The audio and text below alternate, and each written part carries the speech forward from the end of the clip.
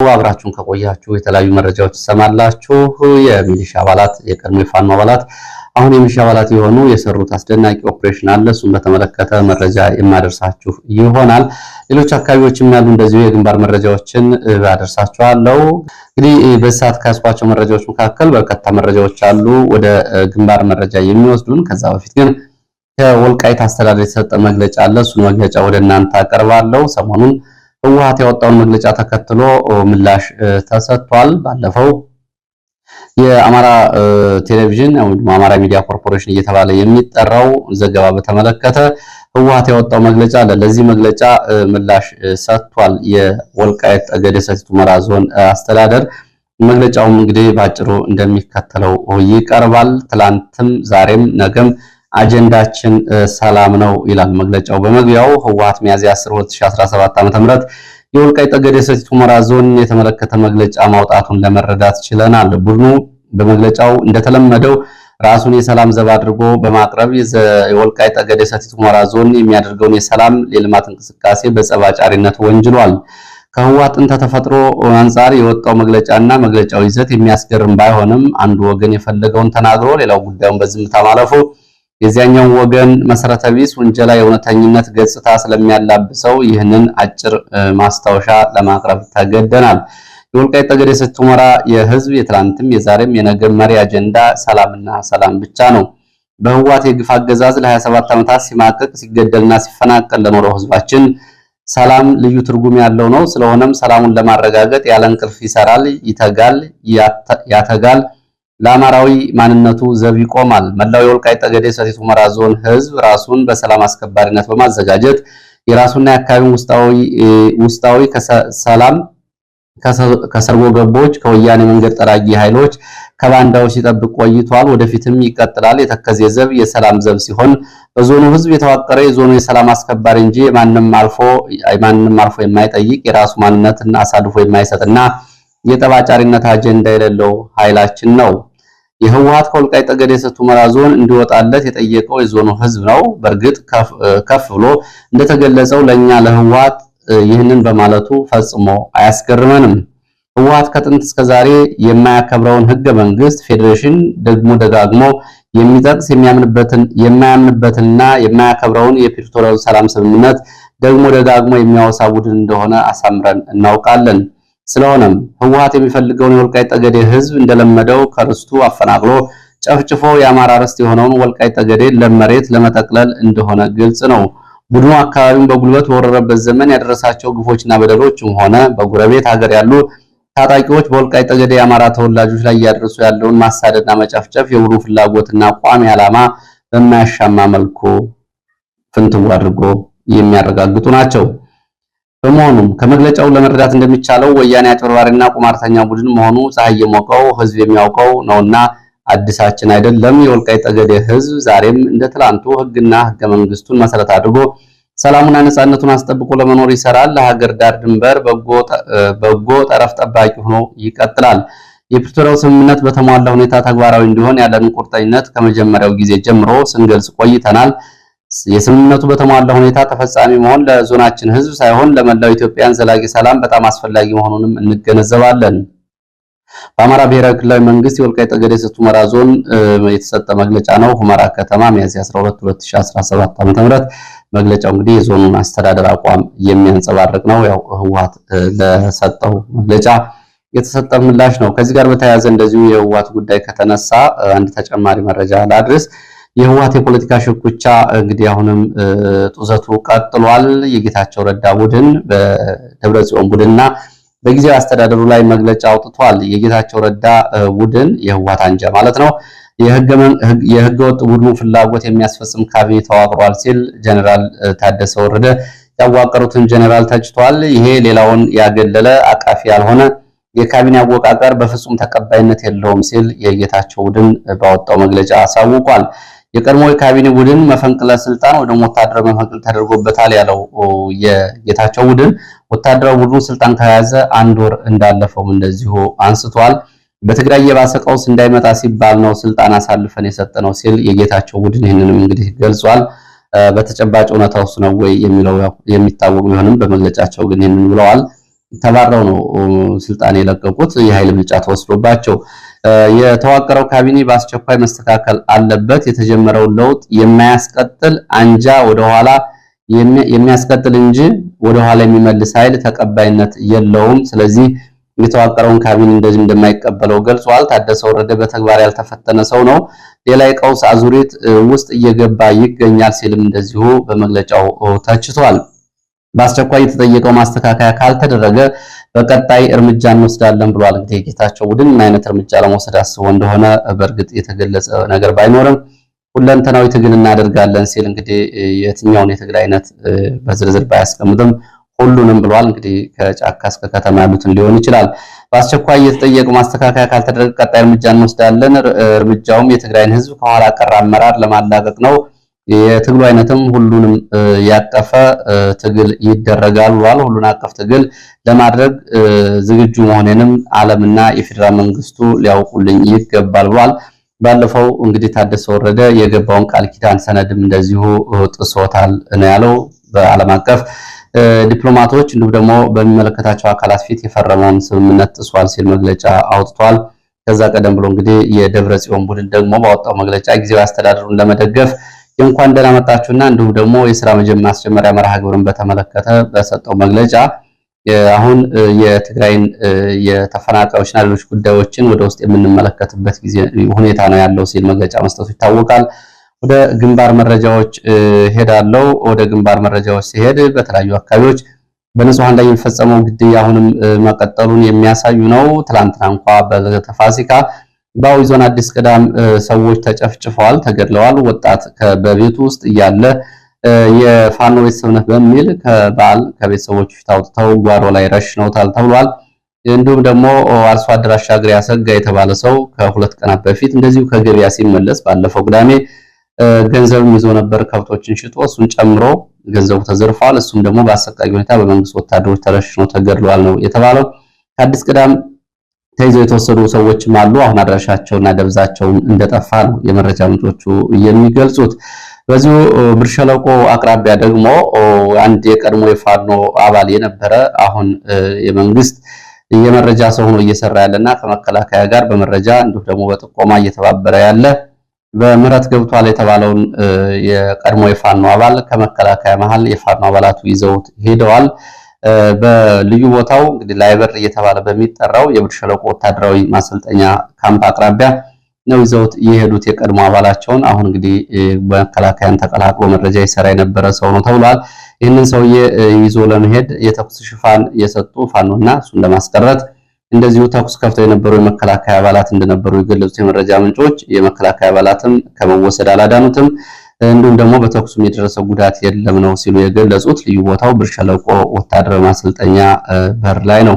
ሌላው ከወታደራዊ ስልጠና ጋር በተያያዘ የተለያዩ መረጃዎች እየወጡ ነው የሚገኙት። በአማራ ክልል እና በሌሎች የኢትዮጵያ አካባቢዎች አስገዳጅ ወታደራዊ ምልመላ ተግባራዊ እየተደረገ ነው ተብሏል። በአማራ ክልል በተለያዩ ቦታዎች አስገዳጅ ወታደራዊ ምልመላ ተግባራዊ እየተደረገ ነው ሲሉ ከሁለት ከተሞች የአካባቢ ነዋሪዎች የአይን ምስክርነታቸውን ገልጸዋል። አንደኛው ደቡብ ጎንደር ንፋስ መውጫ ከተማ በየቢሮው እየዞሩ ሰራተኛው መከላከያ አባላትን እንዲመለምል እንዲሁም ደግሞ አንዳንድ ሰውም ጭምር እንዲያቀርብ አስገዳጅ ሁኔታ እየተጠየቀ ነው ብለዋል። እንግዲህ በሲቪል ሰርቪስ ቢሮዎችም ጭምር ማለት ነው። ሁለተኛው ከዛው ደቡብ ጎንደር እብናት ከተማ ወጣቶች ተጭነው በመኪና ሲወሰዱ አይተናል። አድኑን እያሉ አይሱዙ ተሽከርካሪዎች ሲወሰዱ ወደ ወታደራዊ ማሰልጠኛ ጣቢያዎች ተመልክተናል ነው ያሉት። ከሚያዝያ 2017 ጀምሮ በየአካባቢው አስገዳጅ መከላከያ አባላት ምልመላ እየተደረገ እንደሆነ የመረጃ ምንጮቹ ገልጸዋል። ከዚህ ጋር በተያያዘ እንግዲህ ላለፉት 4 ዓመታት ያለማቋረጥ ወታደራዊ ምልመላ ለ3 ወራትም ለ6 ወራትም ስልጠናዎች እየተሰጡ ነው የሚገኙት። በየጊዜው የሚሰለጥነው ሰራዊት ቁጥር እንግዲህ ወደየት እየሄደ ነው የሚለው ከዚሁ ከተራዛሚ ጦርነት ጋር የተያያዘ ጉዳት እያስተናገደ ከስምሪት ቀጠናው እየወጣ መሄዱን ተከትሎ አዳዲስ ኃይል እያቀረቡና አብይ ደግሞ ጦርነቱን ለመቀጠል ስለመወሰናቸው የሚያሳይ ነው የሚሆነው። በተደጋጋሚ ለሀገር ውስጥ ኃይል አይደለም ወታደር የምናሰለጥነው ሌላ ተዛማጅ ሀገር አቀፍ ደግሞ ኢትዮጵያን ከሩቁ ሌሎቹ እንዲፈሩ ለማድረግ ነው ቢሉም በተደጋጋሚ አሁን ያለው መከላከያ ሙሉ አቅሙን ለሀገር ውስጥ ጦርነት እየተጠቀመ መሆኑን ነው መረጃዎች የሚያሳዩ። አየር ኃይል በተደጋጋሚ በሰው አልባና እንዲሁም ደግሞ በጦር አውሮፕላኖች የሚፈጽማቸው ጭፍጨፋዎች የመካናይዝድ ኃይል ስምሪት የባህር ኃይል ጭምር ሳይቀር ያም በአማራ ክልል በተለያዩ አካባቢዎች ባሉ ውጊያዎች ተሰማርቶ ነው የሚገኘው። በኦሮሚያም በተመሳሳይ እንደዚሁ በርካታ ኃይል ውጊያ ላይ ነው የሚገኘው። ከዚህ አንፃር እንግዲህ በየጊዜው አስገዳጅ ወታደራዊ ምልመላዎች ተግባራዊ እየተደረጉ መሆናቸውን ነው እንግዲህ ከዚህ ባሻገር ፖለቲካዊ መፍትሄ ለመስጠት ዝግጁ አለመሆናቸውን ነው አሁንም የሚያሳየው። ባለፈው ዓለም አቀፍ የሀገራትን ወታደራዊ አቅም ደረጃ የሚያወጣው ዓለም አቀፍ ተቋም ኢትዮጵያ አሁን በዚህ ሰዓት 165000 እግረኛ ሰራዊት አላት ሲል ማውጣቱ ይታወቃል። ይህ ቁጥሩ ከይሄ በትክክል የተገለጸው ነው ወይ የሚለው አሁን ባለው ጦርነት ምክንያት እንግዲህ በትክክል ማወቅ አይቻልም። ባለፈው ወር እንግዲህ በወሩ መጨረሻ በ3 የማሰልጠኛ ጣቢያዎች ከ24000 በላይ ወታደሮች ሰልጥነው ወደ ግንባር መሰማራታቸው ነው መረጃዎች የሚያሳዩት። እንግዲህ ሀገሪቱ አጠቃላይ የወታደር ሀገር ነው የሆነችው። በየክልሉ ያለው የልዩ ኃይል በተለይ በኦሮሚያ ክልል የአድማ ብተና የተለያዩ አደረጃጀቶች ወታደራዊ አደረጃጀቶች አሉ ከመከላከያ ባሻገር። እነዚህ እንግዲህ ሌሎቹ ልማቶች ቁመው የሚሊሻና የወታደር ደሞዝ እንዲሆን ተደርጓል ያገሩ ገንዘብ። የተረፈው ደግሞ ለጥይትና ለድሮን መግዣ እየሆነ ነው ያለው። ሌላው መረጃችን ወደ ደቡብ ጎንደር ብናት የሚወስደን ነው። በብናት የመከላከያ ደህንነት ኃላፊ ላይ እርምጃ ተወስዷል ተብሏል። እርምጃውን የወሰዱት ደግሞ የቀድሞ የፋኖ አባላት የነበሩ በምህረት ገብተው የሚሊሻ ስልጠና ወስደው ከሚሊሻ ሆነው እየተንቀሳቀሱ የነበሩ የፋኖ አባላት ናቸው። በመከላከያ ደህንነት ኃላፊ ላይ እርምጃ የወሰዱት ተብሏል። ቁጥራቸው 6 ይሆናል የሚሉት የአካባቢ የመረጃ ምንጮች አባላቱ የመከላከያ ደህንነት ኃላፊውና አጃቢዎቹ ላይ ተኩስ በመክፈት ጉዳት አድርሰዋል። አጃቢዎቹና የመከላከያ ደህንነት ኃላፊው ወዲያውኑ ስለሞታቸው የመረጃ ምንጮቹ ገልጸዋል። ይህንን ኦፕሬሽን የመራው የቀድሞ የፋኖ አባል አሁን የሚሊሻ አባል በሟች የመከላከያ ደህንነት ኃላፊ ያጸፋ ምላሽ ከመሞቱ በፊት በተሰጠ የሽጉጥ ተኩስ እንደዚሁ በሽጉጥ ጉዳት ደርሶበታል ብለዋል። ሌሎች ግን አምልጠው ወደ ፋኖ ተመልሰው ተቀላቅለዋል ነው ያሉት። ይህም እንግዲህ አካል ጉዳት የደረሰበትም እንደዚሁ ለማምለጥ ሙከራ ስለማድረጉ የመረጃ ምንጮቹ ገልጸዋል። እብናት ከተማ ይህንን ተከትሎ በከተማ መውጫ በሮች ትናንትና ምሽት ተኩስ ነበረ። የፋኖ አባላቱን ለመያዝ የፖሊስ የአድማ ብተና የሚሊሻም የመከላከያ አባላትን በተለያዩ አካባቢ ስምሪት ያደረጉ ቢሆንም የተሳካላቸው አይደለም። እስካሁን ድረስ ይህንን ያደረጉት የፋኖ አባላት የቀድሞ የፋኖ አባላት አሁን እንደገና ፋኖ ሆነዋል፣ ከነትጥቃቸው አምልጠዋል ሲሉ ነው የመረጃ ምንጮቹ ይህንን የገለጹት። ወደ ምዕራብ ወሎ ስንሄድ ወግዲ ሚያዝያ 10 ጀምሮ በተደረገው ውጊያ በትንሹ ከ29 በላይ የሚሊሻ የአድማ ብተናና የመከላከያ አባላት በውጊያዎች ጉዳት አስተናግደዋል። በርካቶቹ ወደ ሆስፒታል ገብተዋል የአካል ጉዳት ገጥሟቸው ሲሉ የመረጃ ምንጮች ገልጸዋል። እንደዚሁ ደግሞ በቡድን መሳሪያዎች በአካባቢው በተደጋጋሚ ድብደባ ማድረግ በንጹሃን መኖሪያ ቤቶችና በንጹሃን ላይ ጉዳት ደርሷል። ጉባ ወረወር ተብሎ የሚጠራው አካባቢ በሞርተር 7 ሰዎች ቆስለዋል። 4ቱ ከባድ ቁስለኛ ሲሆኑ 3ቱ ቀላል ቁስለኛ ናቸው ተብሏል። ምናልባት ለህይወታቸው የሚያሰጋ ነገር እንዳለ እንደዚሁ የመረጃ ምንጮቹ ገልጸዋል። በቂ ሕክምና አላገኙም። ወደ ምስራቅ ጎጃም ስንሄድ ምስራቅ ጎጃም እነማይ ዲማ ሚያዝያ 10 በነበረው ውጊያ እንደዚሁ ወደ ዲማ ጊዮርጊስ ገዳም ተከታታይ ሞርተር ተተኩሷል ተብሏል። የደረሰው ጉዳት በዝርዝር አልታወቀም። ካሁን በፊት ሌሎች አካባቢዎች እንደሚደረገው በገዳማት በሃይማኖት ቦታዎች ላይ እንደዚሁ ተደጋጋሚ ውጊያ ይደረጋል። እዚሁ ምስራቅ ጎጃም ደብረ ኤልያስን ማስታወስ ይበቃል። ሲኖዳ ተብሎ በሚጠራ ቀበሌም እንደዚሁ ከባድ ውጊያ ተደርጓል። የፊት ለፊት ውጊያ። በዚህ ውጊያ ከፍተኛ ሰብአዊ ቁሳዊ ጉዳት ደርሷል። ወታደራዊ ኪሳራን ጨምሮ ከ23 በላይ መንግስት ወታደሮች ሙትና ቁስለኛ ስለመሆናቸው የመረጃ ምንጮች ገልጸው በፋኖ በኩልም 4 የፋኖ አባላት ጉዳት አስተናግደዋል ተብሏል። የቤት ለቤት አሰሳ በሚል በሚሊሻ አባላት በርካታ ቤቶች ንብረት ተዘርፏል። ሰዎች ተደብድበዋል። ታስረው የተወሰዱ አሉ። እስካሁን አድራሻቸው ያልታወቀ ነው የተባለው። ሌላው ባለፈው ሚያዝያ 9 2017 እዚሁ ምስራቅ ጎጃም የተፈጸመውን የሰው አልባ አውሮፕላን ጭፍጨፋ በተመለከተ የአማራ ማህበር በአሜሪካ መግለጫ አውጥቷል። ማህበሩ ባወጣው መግለጫ በንጹሃን ላይ ደረሰው ጉዳት በእጅጉ አሳዛኝ ነው ሲል ድርጊቱን አውግዟል። ለንጹሃን ተጎጂ ቤተሰቦች መጽናናትን ተመኝቷል። ድርጊቱ ፈጽሞ የሚወገዝ ነው፣ ተቀባይነት የለውም ሲል ነው የአማራ ማህበር በአሜሪካ ያሳወቀው። ዓለም አቀፍ ሕግጋትን የጣሰ ድርጊት ነው። ዓለም አቀፍ ማህበረሰቡ ሊያወግዘው ይገባል ይህንን የድሮን ጭፍጨፋ ብሏል። አብይ አህመድ ስልታዊ በሆነ መንገድ በአማራ ላይ እየፈጸመ ያለው የዘር ማጥፋት ማሳያ ስለመሆኑም ተከታታይ ድሮን ጥቃቶችን ገልጿል። በነፃና በገለልተኛ አካላትም እንደዚሁ ይሄ ጭፍጨፋ የድሮን ጭፍጨፋ ሊመረመርና ሊጣራ ይገባዋል ሲል ጠይቋል።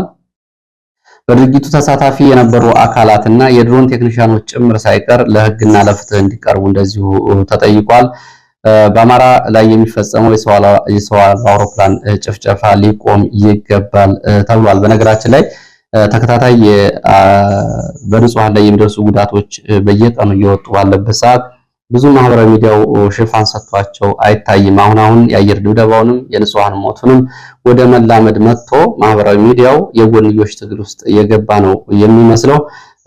ዋናው በህዝብ ላይ ግፍና ሰቆቃ እያደረሰ ያለውን አካል ከማውገዝ በዚህ በኩል መረጃዎችን ከማጋለጥና ትኩረትን በዚህ በኩል አድርጎ ከመስራት ይልቅ የጎንዮሽ ሽኩቻዎችን የጎንዮሽ ተኩሶችንና የጎንዮሽ ፕሮፓጋንዳና ዘመቻዎች ላይ ትኩረት አድርጎ የሚታየው የሰሞኑ ዘመቻዎች በአግባቡ ተመልክታችኋቸው ከሆኑ ማህበራዊ ሚዲያ ላይ ያለው ጉዳይ እሱ ነው። አንዱ የአንዱን የፋኖ ቡድን እያነሳ ያወግሳል፣ አንዱ ሌላው ደግሞ እንደዚሁ በሌላው ያንኳሳል። ይሄ ብዙዎቹን በተለይ ትግሉን ተስፋ ጥለውበት የነበሩ ሰዎችን የስነ ልቦና ጫና ውስጥ እየከተተ እንደሆነ የተለያዩ ሰዎች እንግዲህ በአካልም በስልክም የሚጠይቁ አሉ። ይሄም እንዳሳዘናቸው ድርጊቱ መቆም እንዳለበት የሚገልጹ አሉ። በአጠቃላይ ድርጊቱ መቆም ያለበት ጉዳይ ነው። ሁሉም ሰው ከስሜት ወጥቶ ሁኔታዎችን ሲመዝናቸው ሊጸጽተው የሚገባ ጉዳይ ነው። በዚህ በኩል አንድነት ይልቅ አንዱ ፋኖ ጠፍቶ አንዱ ፋኖ ወደፊት፣ አንዱ ፋኖ አጥፊ አንዱ ጠፊ እንዲሆን ቅስቀሳ የሚያደርጉ አካላት የኋላ ኋላ የሞራል ተጠያቂነት የሚኖርባቸው መሆኑን በደንብ ሊታወቅ ይገባል። ማህበራዊ ሚዲያው ላይ ያለው ስምሪት ከዚህ አንፃር መታረም ያለበት ጉዳይ ነው። እንደውም አንዳንዶቹ ሚዲያዎችን ለዚህ ነፃና ገለልተኛ የሆኑ ሚዲያዎችን ጭምር በመተቸት ይሰማሉ። የኛን ሐሳብ ጎተኛ ጋር እናቁማችሁ ወደዚህ ነው የሚሉ አይነት ነገሮች ናቸው። ሁሉም ሰው በዚህ ጉዳይ ላይ ገለልተኛ ሆኖ ስሜቱን ውጦ ከዋናው አጀንዳ ወጥቶ የሚያደርጋቸው ነገሮች ነገና ከነገ ወዲያ ራሱንም በታሪክ ተጠያቂ የሚያደርጉት የሞራል ኪሳራ ውስጥ የሚጥሉት ከዛ ለመውጣት ደግሞ ሌሎች ተጨማሪ ያልሆኑ ነገሮችን እንዲሰራ የሚያደርጉት ጉዳዮች መሆናቸው በደንብ ሊታወቅ ይገባል። ሌላው ወደ ወልቃይ ተመልሰን ስንሄድ በሱዳን በኩል የሚገኘው የሳምሪ ጦር ሸረሪና ተብሎ በሚጠራው አካባቢ ወታደራዊ ስልጠና እያደረገ መሆኑን የመረጃ ምንጮች ገልጸዋል። ባለፈው ሳምንት ጀምሮ የቡድን መሳሪያዎችን ልምምድ እያደረገ ነው የሚገኘው። ይሄ ሳምሪ ቡድን እንግዲህ ሱዳን ውስጥ ባለው ውጊያ እየተሳተፈ የሚገኝ ነው። 4 ክፍለ ጦር የህወሓት ቡድን አለ። አዛዡ ጀነራል ሙዘይን እንግዲህ ጀነራል አልቡርሃን የቅርብ ሰው ናቸው። ታጣቂዎችን ለሱዳን ጦርነት በቅጥረኝነት ጭምር አቅርበው እያጓጉ ያሉ ናቸው። አሁን ለዚህ ምላሽ በሚሆን የመሳሪያ ድጋፍ ተደርጎላቸዋል ነው የተባለው። ጀነራል ታደሰ ወረደ ወደ ስልጣን ከመጣ በኋላ በሱዳን የሚገኘው የህወሓት ኃይል ስልጠና መጀመሩና በጀነራል ታደሰ ወረደ ደግሞ የትኛውንም እርምጃ ወስደን የትኛውንም አካባቢ የትግራይ ሉዓላዊ ግዛት በኃይል እናስመልሳለን ከሚለው እንቅስቃሴ ጋር ተናባቢ የሀገር ውስጥና የውጭ እንቅስቃሴ ነው የሚመስለው። ወደ ሸዋ ስንሄድ ሸዋ ሚዳ መራኛ የመከላከያ አባላት አብዛኞቹ ቀጠናውን ለቀው ወጥተዋል ነው የተባለው። በርካታ የመከላከያ ሰራዊት እዚህ አካባቢ ሰፍሮ የነበረው ወደ ወረኢሉና ጃማ ወጥቶ ሄዷል። አካባቢው አብዛኛው ለአድማ ብተናና ለሚሊሻ አስረክበው ወጥተዋል ነው የተባለው። ከዚህ ጋር በተያያዘ 6 የመንግስት ኃይሎች የመንግስት ኃይል አባላት የሚሊሻና የመከላከያ አባላት ቀጠናውን ለቀው ወደ ፋኖ ተቀላቅለዋል ነው የተባለው። 2 ሚሊሻ 4 የመከላከያ አባላት ናቸው ወደ ፋኖ የተቀላቀሉት። በትላንትናው ዕለት መከላከያ ይህንን ካምፕ ለቆ ሲወጣ በነበረው ግርግር ምክንያት ከመከላከያ ጠፍተው ወደ ፋኖ ተቀላቅለዋል ተብሏል። የአማራ ፋኖ በሸዋ ጠቅላይ ግዛት ራምቦ ክፍለ ጦር እንደተቀላቀሉ ነው መረጃዎች የሚያሳዩት። ከድሮን ጥቃት ጋር በተያያዘ እንደዚሁ እየወጡ ያሉ መረጃዎች አሉ። በድሮን የአየር ኃይል ጋር በተያያዘ እየወጡ ያሉ መረጃዎች የድሮን ድብደባና ጥቃት ተጠናክሮ ይቀጥላል የሚል መረጃ ነው እየወጣ ያለው። በርካታ አካባቢዎች የልየታ እና ሪፖርት ተደርገዋል። የድሮንና የአየር ድብደባ ይደረግባቸዋል የተባሉ ቦታዎች የሲቪልና ወታደራዊ መረጃዎችም እንደዚሁ በብዛት ተሰማርተዋል። ሰርጎ ገብ የመረጃ ሰዎችም እንደዚሁ በከፍተኛ ገንዘብ ተቀጥረዋል ነው የተባለው። ሰርጎ ገቦቹ ከገንዘብ ባሻገር የተለያዩ ጥቅማ ጥቅሞችም ይሰጣቸዋል በሚል ቃል ተገብቶላቸዋል። ለዚህ እንግዲህ የመረጃ ስራዎችን እየሰሩ ይገኛሉ ነው የተባለው። ከዚህ ጋር በተያያዘ እንግዲህ የቅድመ ክረምት ዘመቻ እቅድ ነው ይሄ የሚሉት የመረጃ ምንጮች ኩታ ገጠም ዘመቻዎችን እንግዲህ በተለያዩ አካባቢዎች በወረዳ በዞን በቀበሌ ኩታ ገጠም ዘመቻዎችን ማድረግ የአድማ ብተናና ሚሊሻ ኃይል 100% በውጊያ እንዲሳተፍ የመከላከያ ደግሞ እግረኛ መካናይዝድ እንዲሁ ደግሞ አየር ኃይል እንደዚሁ አስፈላጊውን ስምሪት እንዲያደርግ ነው የቅድመ ክረምት ዘመቻ እቅድ የተያዘው ብለዋል። እንግዲህ ለዚህ እንግዲህ ድሮን እና የአየር ኃይል ድብደባ ተጠናክሮ ይቀጥላል የተባለው በዚህ በኩል እንግዲህ ሲቪሊያን አስፈላጊውን ጥንቃቄ ሊያደርጉ ይገባል። ወደ አፍሪካ ቀንድ መረጃዎቻችን ስንሄድ የሱዳንን ጉዳይ ነው የምናገኘው። የሱዳን የጸረ ሽብር ፍርድ ቤት ፈጥኖ ደራሽ ኃይሉን አዛዥና ታናሽ ወንድማቸውን እንደዚሁ ክስ መስርቶባቸዋል። ጀነራል መሐመድ ሐምዳን ደጋሎና ወንድማቸው አብዱላ ራሂም ላይ ነው ክስ የተመሰረተው። ይህም 2023 ዓመተ ምህረት በምዕራብ ዳርፉር ለተፈጸመው የዘር ጭፍጨፋ ዋና መሪና ተዋናይ ናቸው በሚል ነው ክስ የተመሰረተባቸው። በጄኖሳይድ ነው እንግዲህ ክስ የተመሰረተባቸው። ከዛ ባሻገር ሰሞኑን ዘምዘም ተብሎ በሚጠራ ወታደራዊ ጣቢያ ላይ ለተፈጸመ የዘር ፍጅትም እንደዚሁ ክስ ቀርቦባቸዋል በዓለም አቀፉ ፍርድ ቤት። አርኤስኤፍ ደግሞ በአልፋሻር ከተማ የሚገኙ ከ100 ሺህ በላይ ሰዎችን ከተማውን ለቀው እንዲወጡ እያደረኩ ነው በከተማው ጦርነት መኖሩን ተከትሎ ብለዋል። በአንጻሩ የሱዳን መንግስት ደግሞ በዚሁ ከተማ በተጠቀሰው ከተማ ንጹሃንን የጦርነት ከለላ እያደረገ ፈጥኖ ደራሽ ኃይሉ በርካታ ንጹሃንን እየጨፈጨፈ ነው ብሏል። ባለፈው ቅዳሜ እንኳን 7 ከዛ በፊት ቀደም ብሎ ከ223 በላይ ንጹሃን በዚህ ከተማ እንግዲህ የጥይት ማብረጃ ሆነው ተገድለዋል ሲል ነው የሱዳን መንግስት እየገለጸ የሚገኘው። ለዚህ ሰዓት ያስኳቸው አጫጭር መረጃዎች እነዚህ ነው የሚመስሉት። ስለተከታተላችሁ በእጅጉ እናመሰግናለን። እንግዲህ አስተያየቶቹ ላይ ያው